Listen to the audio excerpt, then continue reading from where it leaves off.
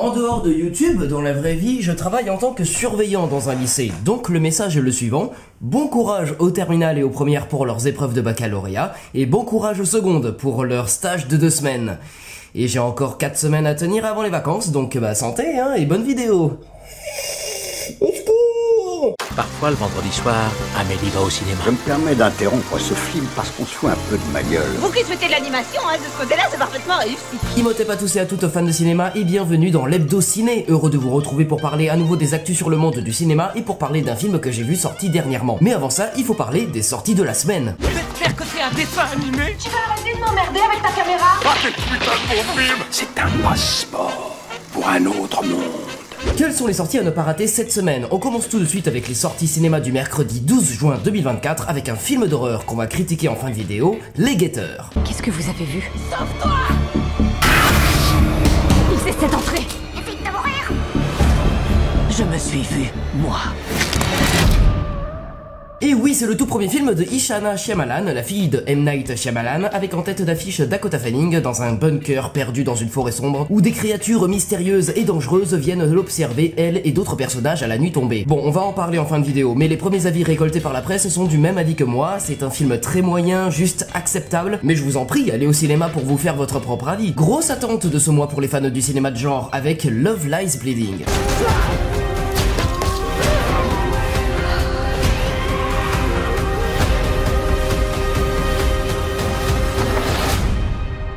Un thriller romantique lesbien entre Kristen Stewart et Katie O'Brien, confronté à une spirale de violence et à une dimension fantastique au fil des péripéties aux côtés de Ed Harris et Dave Franco. Un film très attendu surtout parce que c'est le nouveau film de Rose Glass, réalisatrice de Sainte Maud, qui avait été présenté à Gérard Armé en 2020 et qui avait été très encensé par la critique à l'époque, mais moi j'avais trouvé sympa sans plus. Et Love Lies Bleeding s'est fait un peu connaître ces derniers temps, surtout en avril dernier, avec le public lesbophobe scandaleux au Festival du Bif, mais bon bah voilà, la proposition radicale que montre le trailer m'attire, donc c'est une de mes grosses attentes. Et pour finir, un film français, Paradis Paris. La vie, après tout, c'est l'ensemble des chances qui nous soustraient chaque jour de la mort.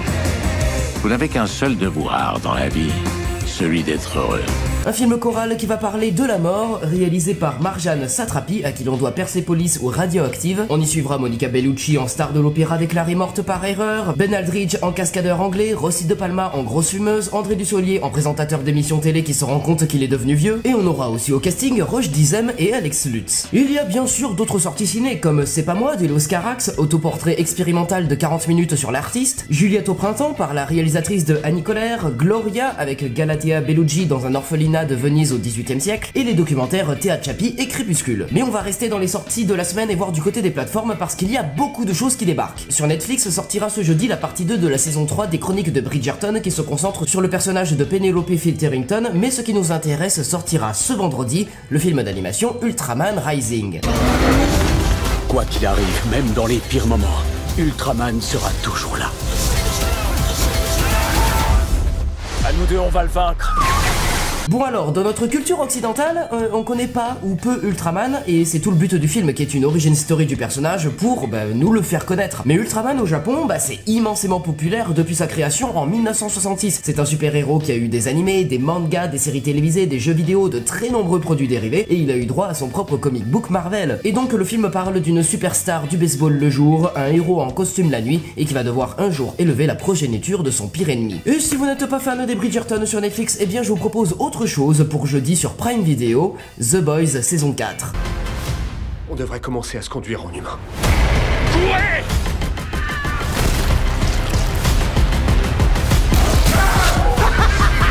Les 3 premiers épisodes sortiront cette semaine et la suite sera diffusée au rythme d'un épisode chaque semaine jusqu'au final prévu pour le 18 juillet. J'ai vraiment trop hâte, c'est l'une des meilleures séries existantes à l'heure actuelle et voilà, foncez dessus si ce n'est toujours pas fait. On oublie trop souvent Apple TV+, et pourtant ce mercredi sort les 2 premiers épisodes d'une nouvelle série intitulée Présumé Innocent.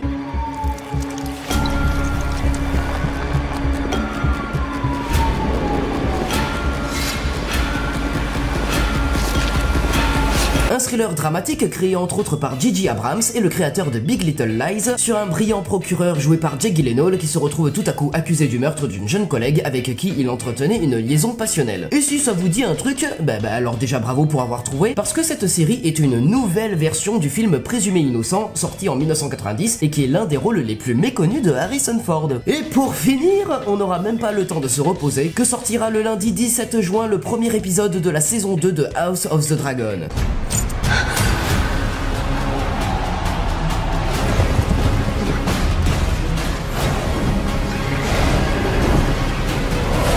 C'est donc le retour du conflit de la danse des dragons entre les Verts menés par Alicent Hightower et les Noirs menés par Rhaenyra Targaryen. En France, la série sera disponible sur la plateforme Max, mais aussi disponible pour les abonnés de Canal+ et du Pass Warner de Prime Video. Et c'est la transition parfaite pour les actualités. La farce, encore ces stupides actualités. C'est du vol et du plagiat.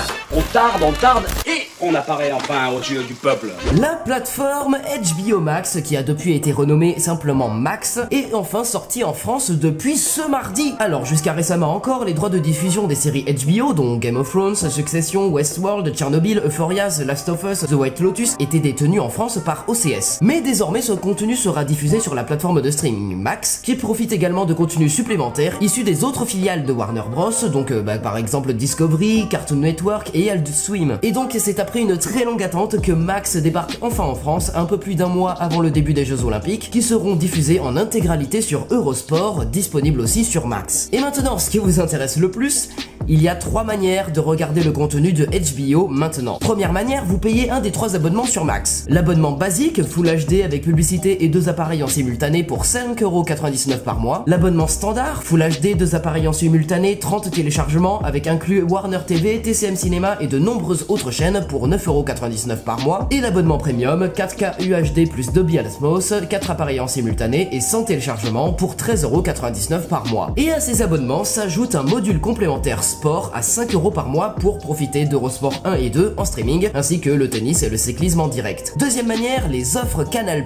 Les anciens et nouveaux abonnés aux offres Canal+, Ciné-Série, Friends and Family, Intégral et Rad+ Ciné-Série profiteront donc de Max sans surcoût, et cet accord de distribution concerne également 10 chaînes thématiques de la Warner, donc vous aurez en plus Discovery Channel, Warner TV Next, CNN, Boomerang, Cartoonito, Cartoon Network, TLC, ID et TCM Cinéma. Par contre, le seul petit bémol avec ces offres Canal+, c'est qu'à partir de janvier 2025, vous allez devoir dire adieu à Disney+, voilà. Et oui, Max arrive et Disney+ s'en va.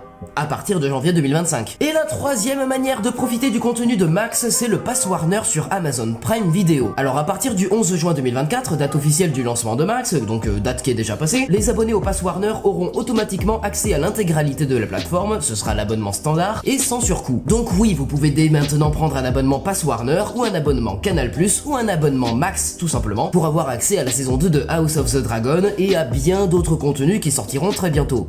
Allez, c'est l'heure de faire un petit tour des actualités et tourner manège. Et on commence avec de nouvelles images. Sans un bruit jour 1, The Strangers chapitre 2, Moi Moche et Méchant 4. Nous avons aussi les premières images de la Director's Cut de Rebel Moon de Zack Snyder et qui sortira le 2 août sur Netflix. Mais dis-moi une chose, Zack, pourquoi est-ce que les 2 chapitres de la Director's Cut n'ont pas les mêmes noms que tes 2 films? Hein? À quoi ça servait de changer de titre, putain? Bah pour mieux découper son histoire, ça semble évident. Quelle histoire, Anonymous? Découper ton histoire de merde en 2 chapitres différents ne rend pas le contenu de ces 2 chapitres moins merdique. On a aussi beaucoup de photos sur le tournage de Hakuto-3, alors déjà admirez la coupe de cheveux de Daniel Craig, mais surtout, Josh O'Connor va jouer un prêtre. Ça doit certainement intéresser Fleabag. Et d'ailleurs, nous avons plusieurs infos sur des tournages. On démarrait la saison finale de Cobra Kai pour Netflix, la saison 2 de Hijack pour Apple TV+, et le film Jurassic World de Gareth Edwards. Celui des 4 Fantastiques commencera en juillet, celui de Nobody 2 en août, et c'est une fin de tournage pour le nouveau film de Celine Song, The Materialist, et pour la saison 4 de Outer Banks pour Netflix. Super Alexis, est-ce que t'aurais pas des infos sympas mais rapides à donner? Bah bien sûr, on sait que le scénario de Je suis une légende 2 est toujours en cours d'écriture, le réalisateur du film Netflix I Am Mother, que tout le monde a oublié, a été choisi pour succéder à Adam Wingard pour réaliser le prochain Godzilla X Kong, le scénariste de Jurassic World et Pokémon Detective Pikachu va s'occuper du scénario du film crossover entre Transformers et G.I. Joe, Robert Pattinson produira et jouera potentiellement dans un remake de Possession par le réalisateur de Smile, un remake du film film de 1981 avec Isabelle Adjani et Sam Neill. Côté Hollywood, l'Académie des Oscars explorerait la possibilité de rajouter la catégorie meilleure cascade. Et enfin, on a des nouvelles de la série The Last of Us à retrouver sur Max. La saison 2 qui sortira en 2025 aura 7 épisodes, donc un peu court, mais la saison 3 sera plus longue. Et une potentielle saison 4 pourrait voir le jour. Ils veulent juste prendre leur temps pour raconter une bonne histoire, et ben moi je dis oui.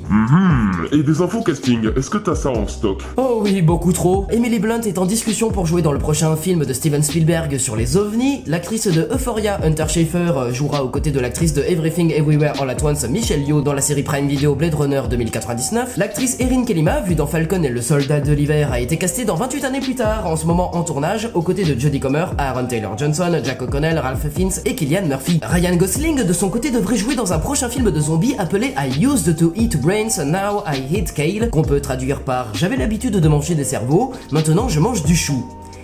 Le chou, le légume. Donc c'est un film sur un zombie vegan?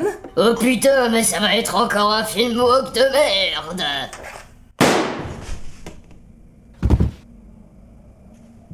C'est pour réguler. Hein? Pour le remake live action Vaiana prévu pour 2026, Catherine Lagaia a été castée dans le rôle de Vaiana aux côtés de Dwayne Johnson pour Maui, avec John Tui dans le rôle du père de Vaiana et Rena Owen pour celui de la grand-mère. David Howard Thornton, qui joue Art le clown dans les films Terrifier, va incarner le meurtrier Steamboat Willie dans le film d'horreur Screamboat. La jeune actrice Julia Bitters, vue dans 13 Hours, Once Upon a Time in Hollywood, The Grey Man, The Fabelmans et la série American Housewives, jouera dans Freaky Friday 2 aux côtés de Jamie Lee Curtis et Lindsay Lohan. Et on sait aussi que Manny Jacinto, en ce moment à l'affiche de The Acolyte, est en discussion pour rejoindre le casting. Jake Gyllenhaal a été casté dans The Bride de Maggie Gyllenhaal, actrice et aussi réalisatrice du film The Lost Daughter, et il sera aux côtés du Chevalier Noir Christian Bale dans le rôle du monstre de Frankenstein et Jessie Buckley, vu dans Scandaleusement Vôtre, dans celui de la mariée éponyme, sortie prévue en octobre 2025. Tom Bliss, qui jouait Snow dans Hunger Games, La balade du serpent et de l'oiseau chanteur, et Sophie Wilde, vue dans le film d'horreur La Main, ont été choisis pour jouer dans l'adaptation en film du jeu vidéo Watch Dogs, film qui sera réalisé par le Frenchie Mathieu Turi, à qui l'on doit Hostile, Méandre et Gueule Noire. J'ai vraiment très hâte de voir ça. Et tant qu'on est dans les jeux vidéo, le premier rôle de la série Disney Plus Shogun, Hiroyuki Sanada, est en discussion pour jouer dans le film live-action adapté des jeux vidéo Ghost of Tsushima. Révélation incandescente du film How to Have Sex, Mia McInerney sera l'héroïne de la série Netflix Les 7 Cadrans, adaptée d'Agatha Christie, aux côtés de Helena Bonham Carter et Martin Freeman. Et ce sera réalisé par le créateur des saisons 11 et 12 de Doctor Who avec Jodie Whittaker. Ian McKellen serait partant pour revenir en tant que Gandalf pour le futur film The Hunt for Gollum. Alors s'il est toujours en vie, et si jamais on lui envoie un scénario et qu'il dit oui, il a déclaré que ce serait son dernier projet, donc peut-être qu'on dira adieu à ce grand acteur avec ce film prévu pour 2026. Hugh Jackman, Emma Thompson, Nicholas Brown, Nicholas Galitzine, Molly Gordon et Hong Cho joueront dans un film intitulé Three Bags Full, a Ship Detective Movie, dans lequel on va suivre un berger qui lit chaque nuit une histoire de meurtre et de mystère à ses moutons jusqu'à ce que le berger soit retrouvé mort et que les moutons doivent découvrir qui l'a tué. L'histoire a l'air très barge et très drôle, j'ai hâte d'avoir quelques images et ça sortira en février 2026. Et toujours prévu pour 2026, Nicolas Cage, J.K. Simmons, Giancarlo Esposito et Scott Hayes joueront dans The Prince, un film qui suit l'odyssée d'un toxicomane à travers le monde aux enjeux élevés du pouvoir, du plaisir et de la douleur et son voyage vers le rétablissement. Et c'est en partie inspiré par Hunter Biden,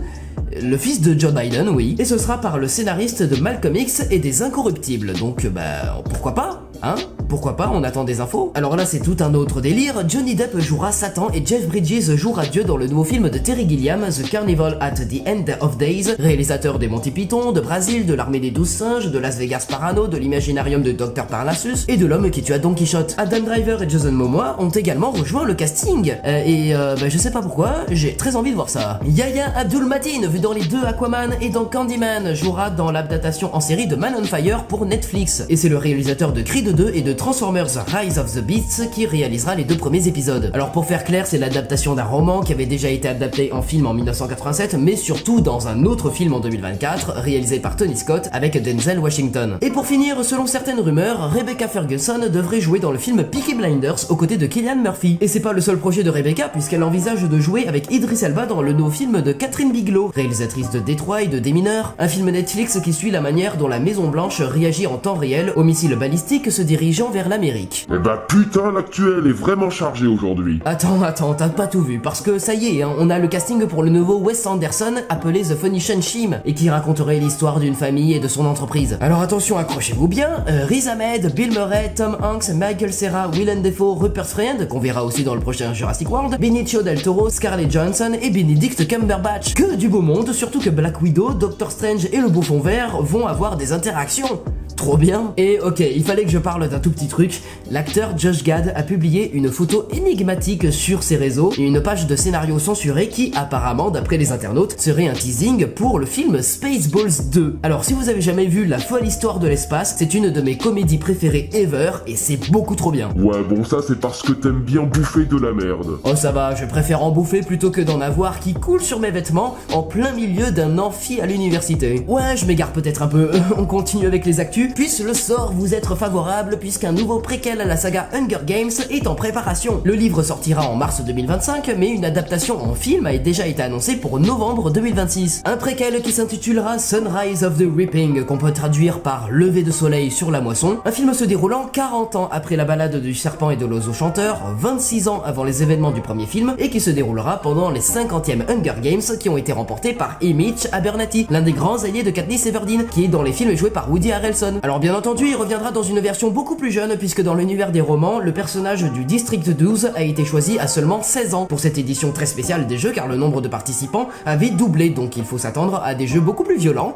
et j'ai très hâte. Bon, c'est bien gentil tout ça, mais est-ce que tu as de l'actu super-héroïque? Bah oui, on va parler Marvel, on va parler DC et on va parler The Boys. Côté MCU, nous avons trois petites actus. Julia Louis-Dreyfus a filmé toutes ses scènes pour le film Thunderbolts où elle joue Valentina Allegra Desfontaines. La future série MCU sur Disney+ pour le personnage de Wonder Man aura 10 épisodes et le film Blade vient de perdre encore son réalisateur. C'est un film maudit, il a été annoncé en 2019, on est en 2024 et rien ne va. Mais on a plus d'infos côté DCU. Tout d'abord, des acteurs presque inconnus, Beck Bennett, Michaela Hoover et Christopher McDonald ont rejoint le casting du Superman de James Gunn dans le rôle de journaliste du Daily Planet. Beck Bennett sera Steve Lombard, Michaela Hoover sera Cat Grant et Christopher McDonald sera Ron Trope. Mais toujours dans le DCU, la série Peacemaker rajoute à son casting les acteurs Sol Rodriguez, vu dans la saison 2 de Star Trek Picard, David Denman, vu dans Equalizer 3, Greenland, Brightburn, Power Rangers et 13 Hours, et Tim Meadows, vu dans les films Copains pour toujours et Lolita malgré moi. Et d'ailleurs, James Gunn a déclaré qu'il ne réaliserait que 3 épisodes de la saison 2 prévus pour la fin d'année 2025 et dont le tournage vient tout juste de commencer. Et on finit avec une date de sortie, celle de la série animée Creature Commandos qui sortira en décembre prochain sur Max. Donc c'est théoriquement le tout premier projet du nouvel univers DC de James Gunn et Peter Safran avant qu'on ait Superman et Peacemaker saison 2 en 2025. Et on n'oublie pas que la série The Penguin dans l'univers de The Batman sortira en septembre sur Max,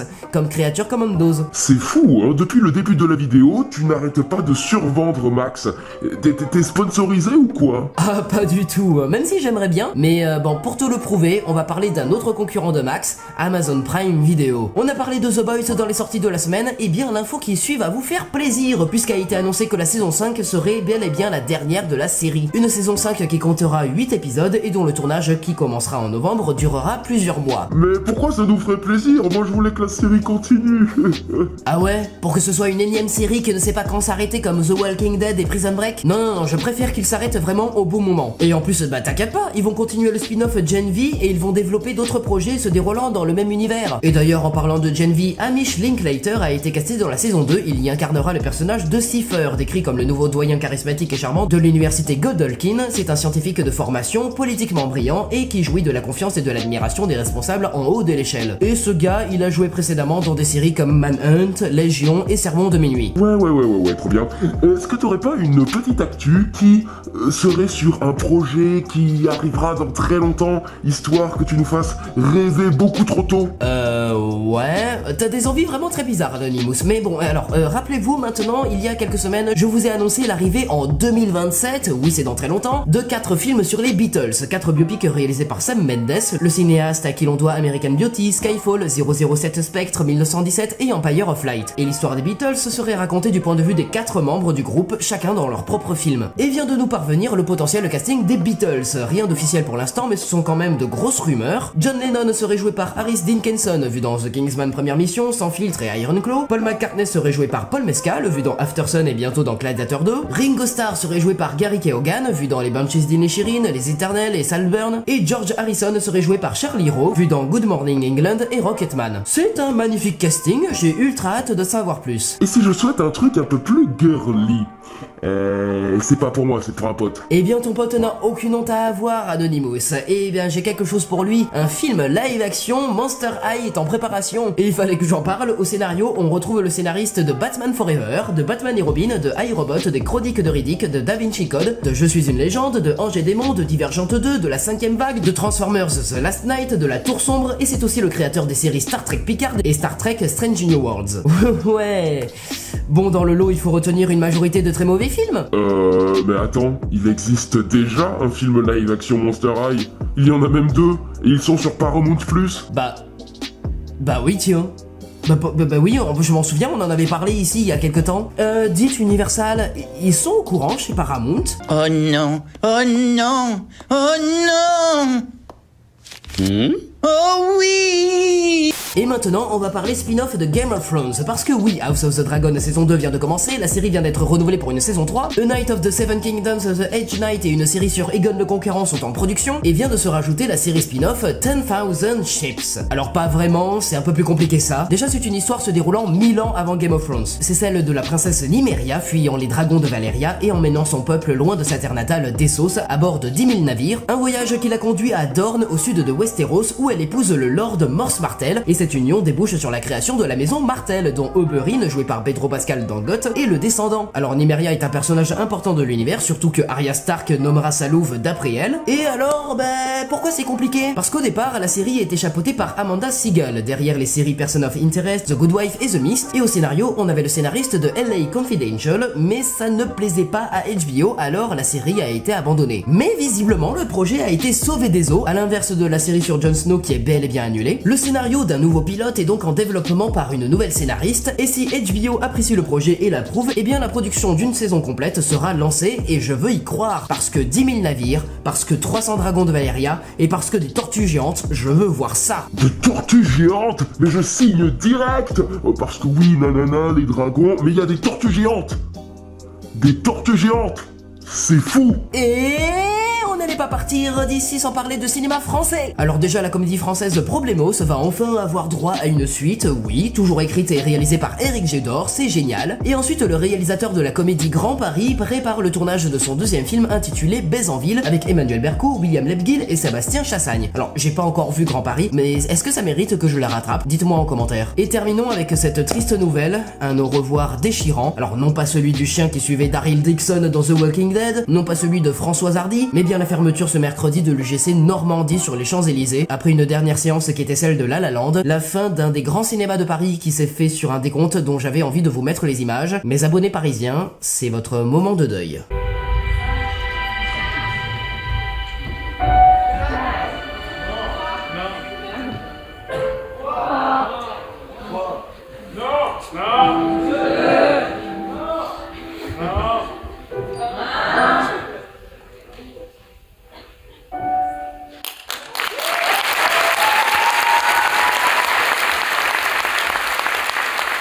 Voilà, c'est tout pour aujourd'hui, mais ne vous inquiétez pas, je vous tiendrai au courant des prochaines news sur le 7ème art le plus rapidement possible. Terminons maintenant avec la partie critique. Madame, je n'écrirai rien sur ce film, c'est une merde. Qu'est-ce que tu connais à l'art? Mais un grand artiste peut surgir n'importe où. C'est parti pour critiquer rapidement un film sorti dernièrement. Et pour cette vidéo, j'ai décidé de vous parler de la grosse sortie de mercredi, Les Guetteurs. C'est mon mari qui est dehors. C'est un piège. C'est pas vrai.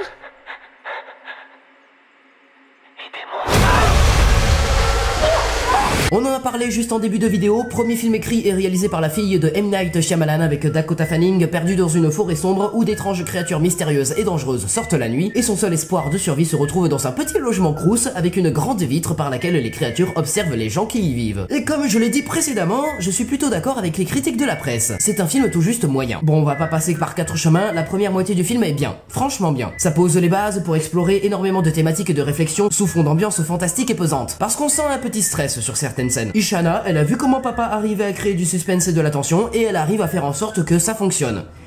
pendant la première moitié du film. Parce que malheureusement, le manque de personnalité de la réalisatrice au sein de son œuvre est responsable de tous les points négatifs. Le rythme s'effondre, la partie huis clos n'est pas passionnante, le film ne décolle jamais et devient donc vite ennuyant. Alors au début, la réalisatrice entremêle le folklore irlandais, le thème de la mort et du deuil. Il y a aussi un commentaire sur les émissions de télé-réalité en faisant un parallèle entre le DVD que les personnages regardent et entre les créatures qui observent les personnages à travers la baie vitrée de la cabane. Dans la première moitié du film, on installe aussi ce cadre de forêt étouffante et embrumée qui rend les personnages vulnérables quand ils remarquent qu'elle s'étend à l'infini, un sentiment de vulnérabilité déjà présent dans leur cabane glauque. Mais avec la deuxième moitié du film, eh bien les pistes proposées restent en surface. Voilà, l'aspect mythologique mis en place ne sert qu'à poser un nom sur la menace et aucunement à développer une piste de lecture ou la psychologie des personnages qui est effleurée. Un traitement qui vient définitivement sceller l'appréciation que l'on a du film dans son dernier acte et dans son pseudo quatrième acte qui semble un peu trop superficiel. Surtout qu'il y a pas mal de facilités scénaristiques. Je pense que tout le monde va retenir une seule chose du film, c'est ok, vous avez des personnages qui sont enfermés là-dedans depuis 6 ou 8 mois et ils ont jamais eu l'idée de soulever le tapis. Sérieux? Bon, les acteurs ne sont pas du tout un problème, hein, c'est juste que les dialogues qu'on leur donne à jouer, bah, ils sont pas bien du tout, ils sont pas bien écrits, donc forcément, bah, ça joue moyennement bien. Les quelques effets visuels sont réussis, quand ils sont dans l'obscurité, et les 2-3 jumpscares fonctionnent. Alors il y en a un gratuit qui est vraiment au tout début, après c'est tranquille. En conclusion, on ressort du film Les Guetteurs, pas vraiment dérangé ni terrifié, juste on a vu un film de huis clos très moyen, moyen dans le sens décevant. Il faudrait que la réalisatrice trouve sa propre patte parce que pour l'instant, je n'ai vu qu'un petit cahier des charges de thriller horrifique se passant dans une forêt glauque. Ce n'est que son premier film, mais je pense qu'elle a le talent pour faire mieux la prochaine fois. Et voilà, c'est la fin de cette vidéo, j'espère qu'elle vous aura plu. Si c'est le cas, bah vous savez quoi faire, vous likez, vous commentez, vous partagez, vous vous abonnez à la chaîne et à mes réseaux sociaux. Vous pouvez aussi me soutenir financièrement en devenant membre de la chaîne et vous aurez des contreparties exclusives comme pouvoir regarder toutes les vidéos en avance. On se donne rendez-vous dans un prochain Hebdo Ciné pour parler à nouveau de cinéma. C'est une fin de tournage, coupé. Arrêtez, Jean, c'est fini.